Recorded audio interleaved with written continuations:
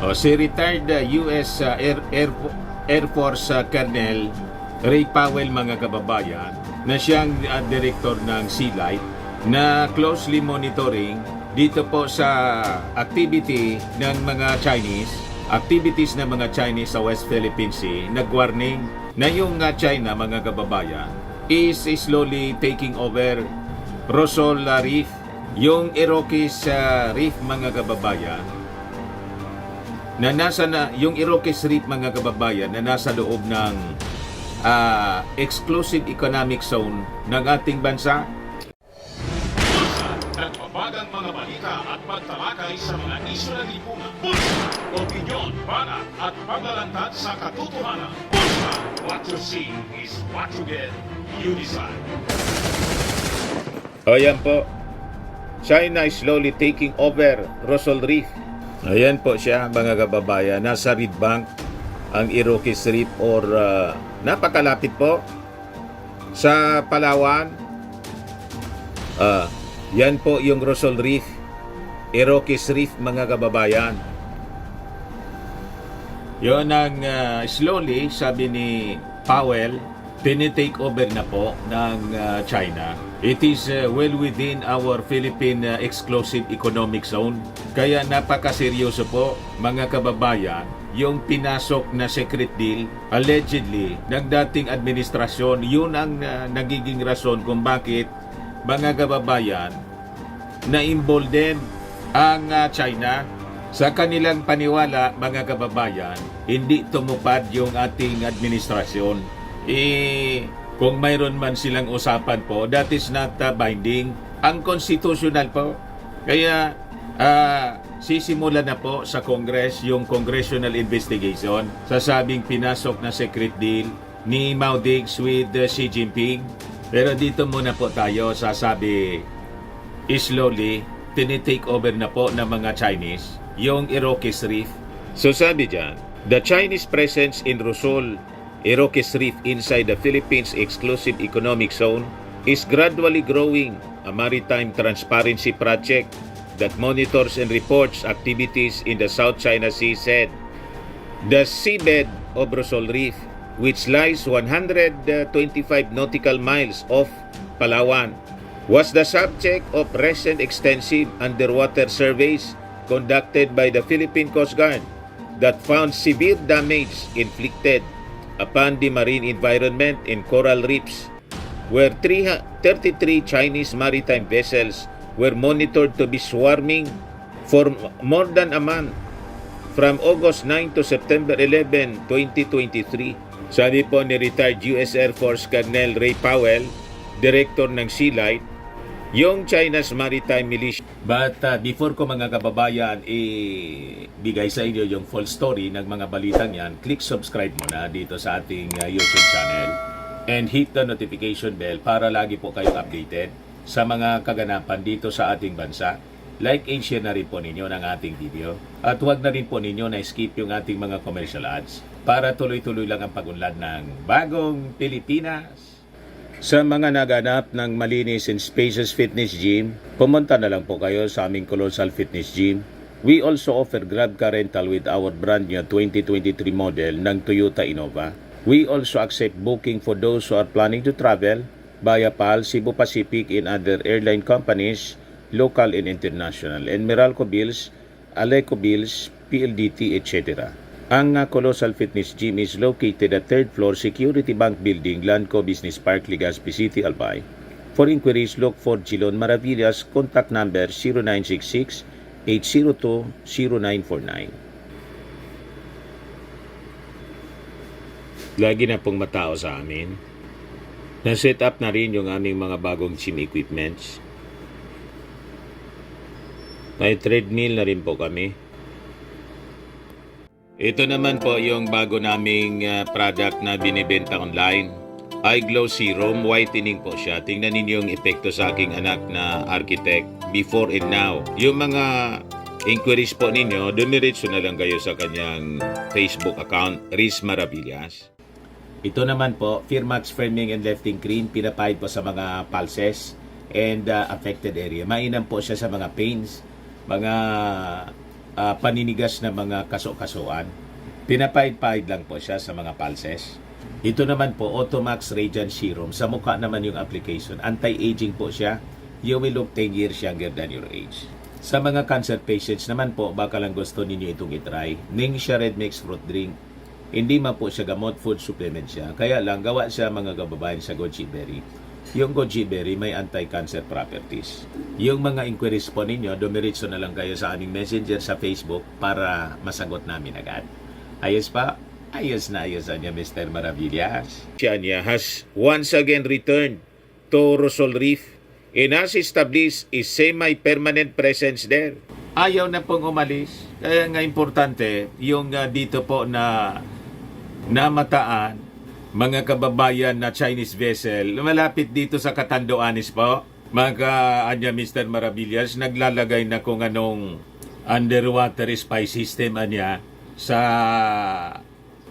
lugar na yan. Malamang mga kababayan, kasi mga survey ship, research ship daw, baka front lang po. Kasi many years ago, may lumabas na balita po. Kaya importanteng tiktikan din natin yung mga activities. I-verify dapat yon. Yung sabi, naka-station na Chinese vessel na mataan dito sa amin. Ayan po. A Chinese flag research vessel, Shenko, is spotted in the vicinity northeast of Viga, Catanduanes. In this photo taken by Tactical Operation Wing, Southern Luzon, personnel of the Philippine Air Force, aboard a Nomad N22 aircraft on April 27, 2024. Kailangan i-check ninyo yan. Kasi baka naglalagay sila ng mga spy system, underwater spy system. Ito yung report ng CNN, mga kababayan, noong 2017 pa, Tuesday, May 30, 2017, Beijing. CNN report po siya. Beijing plans underwater observation system in South China Sea. Baka mga ganyan po yung nilalagay nila. Basahin natin ito para ma-aware yung ating mga kababayan, lalo na yung ating mga authorities. Hong Kong, China is planning to build a massive underwater observation system across the disputed East and South China Seas that experts say could be used to detect the movement of foreign ships and diminish stealth capabilities of U.S. submarines. According to state-run broadcaster CCTV, the monitoring networks will cost 2 billion yuan, 290 million US dollars, and serve as a platform to provide long-term observation data and support experiments in the research of maritime environment of the two seas. China is engaged in hotly contested territorial disputes in both seas. Beijing claims almost all the South China Sea, parts of which are also claimed by 5 other countries, and has built and militarized many of the islands and reefs it controls in the region. Ayan po.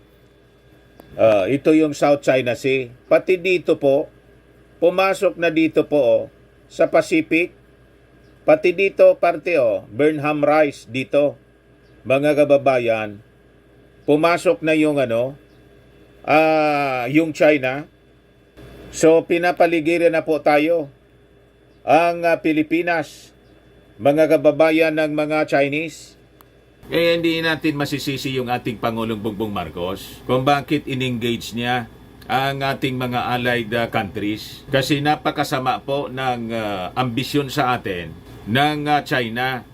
At ang nakakalungkot, may mga kababayan tayo, mga kapwa natin, mga Filipino, mga politiko pa, mas na kumakampi pa mga kababayan sa China sa kabila ng mga abuses nila sa atin, harassment and creeping invasion. Yung propaganda pa ng China, yung kanila pong kinakalat dito sa atin, yun ang nakakalungkot. Undersea spying as China's become more aggressive in posing its claims in the South China Sea. In recent years, other territorial claimants have also pursued militarization. This month, the Philippines revealed plans were underway to reinforce and upgrade facilities on Pag-asa Island in the Spratly Island chain. So malamang sa malamang, yan po yung activity dito. Yun ang purpose nitong Chinese vessel, research vessel. Ayan po, report ng GMA noong April 28 po. Yan sabi ko sa inyo, mag-ingat po tayo kasi pati po sa politika nangingialam na sila. Ang gusto nila mga kababayan na umupo sa mga local at national positions, lalo na sa pagkapangulo, yung friendly po sa kanila. So critical po mga kababayan ang midterm election sa 2025. Pag hindi po kayo nagising at patuloy kayong magpapaloko dito sa mga pro-China propagandist po, mawawalan po tayo ng bansa. Yung mga anak natin, wala ng bansa. China na yung may-ari po ng ating bansa pagdating ng araw. Gusto ninyo yung ganun po? So, we need to unite mga kababayan. At kung ayaw na makipag-unite sa atin, yung ibang mga Filipino, kasi nga po, traidor, wag nating isosupport sila sa kanilang mga ambisyon na magkaposisyon po sa gobyerno. So sabi dito sa balita po, the seabed of Rosol Reef, which lies 125 nautical miles of Palawan, was subject of recent extensive underwater surveys conducted by Philippine Coast Guard. Yan po si retired Colonel Powell ng US Air Force. Powell said recent satellite photos show the size and composition of China's current presence in the sea. So sabi niya, yung Sea Light niya through its partnership with Sky-Fi obtained an April 22 satellite photo showing two groups of rafted Chinese ships at the southern end of the reef. One group composed of 5 ships and one group composed of 2. Ang rafting, sabi po ni Sea Light analyst Gaut Fries, refers to the gray zone tactic of tying ships together at anchor to establish semi-persistent floating outposts that are difficult to disperse due to their collective mass. So sabi po ni Powell, yung mga barko na monitor in Rosol Reef are generally components of China's People's Armed Forces Maritime Militia, known as Spratly Backbone fishing vessels. So ito anyang Spratly Backbone fishing vessels, based on a report by Asia Maritime Transparency Initiative, ay tumatanggap ng generous government subsidies to remain at sea nearly the entire year, specifically to assert China's maritime claims. Kaya hindi na po sila umaalis doon. Naging halos permanente na para palakasin po ang kanilang pangangamkam sa lugar po ng karagatan na hindi po sa kanila. So sabi dito, Planet Labs, a partner of Sea Light, was able to capture images of CCG 202 conducting an intrusive patrol mission within the reef on April 21. Powell said intrusive patrolling is a key component of China's strategy to reinforce its expansive maritime claims in disputed waters. By doing so, China aims to establish a continuous presence and gradually normalize its maritime activities in these areas. Yung the usual strategy po ng parang sa neighborhood, ng sistema po, pupunta dyan sa backyard mo, sumisilip-silip mo na. Tapos may bakod siya. Pag nasira yung bakod, ililipat ng mga ilang inches paabante. Para manormalize, lalo kung yung bakod po, yung mga tumutubong kahoy. Tapos may umusbong na kahoy doon sa yung bakuran. So, paglipas ng panahon, mga isang dipa na yung nakuha niya sa paunti-unti na pag-abante, creeping na pangangamkam, mga kababayan. Ganon ang strategy ginagawa po ng China. Powell pointed out that these patrols demonstrate Beijing's resolve to create de facto jurisdiction over areas granted to other nations under the 1982 United Nations Convention on the Law of the Sea. We know the specific identity of the ship, although it has run mostly dark since leaving China. It briefly turned on its automatic information system broadcast while visiting Rosol Reef, sabi po niya. The state of the seabed of Rosol Reef is one piece of evidence that the Philippine government plans to use when it files an environmental case against China before the Permanent Court of Arbitration in The Hague, Netherlands, for its alleged numerous destructive activities in the West Philippine Sea. Sealight said, the publicized destruction of the coral reef in Rosol Reef and subsequent movement by the Philippine government to bring an environmental case against China is assertive transparency in action.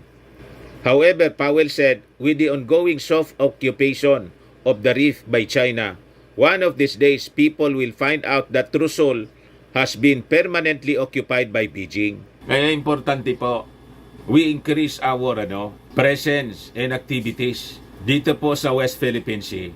Pag hindi po, uubusin yan ng China. Kaya tuloy-tuloy po yung kanilang harassment sa atin dito. Pero wag tayo pong pasindak. Yan, yung latest water cannon attack po na ginawa ng China sa ating Philippine Coast Guard. So sabi nga natin, ginagawa natin legal actions po. Kalma lang tayo. So ito po yung patunay na yung ating Pangulong Bongbong Marcos walang intensyon na kaladkarin yung ating bansa sa sinasabi ni Harimau na proxy war with America.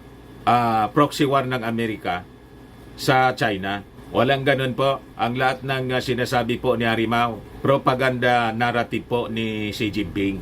Huwag kayong naniniwala sa taong yon. At ang objective nila ngayon, gatungan yung ating mga kababayan na mag-alsa laban sa ating Pangulong Bongbong Marcos para ipalit si Inday. Pag si Inday po, buwelo na si Xi Jinping. Huwag kayong pauuto dito sa mga taong ito, mga kababayan. Ayan man lang po ang ating short video ngayon. Ako po si Dante Maravillas. Bye-bye po. God bless.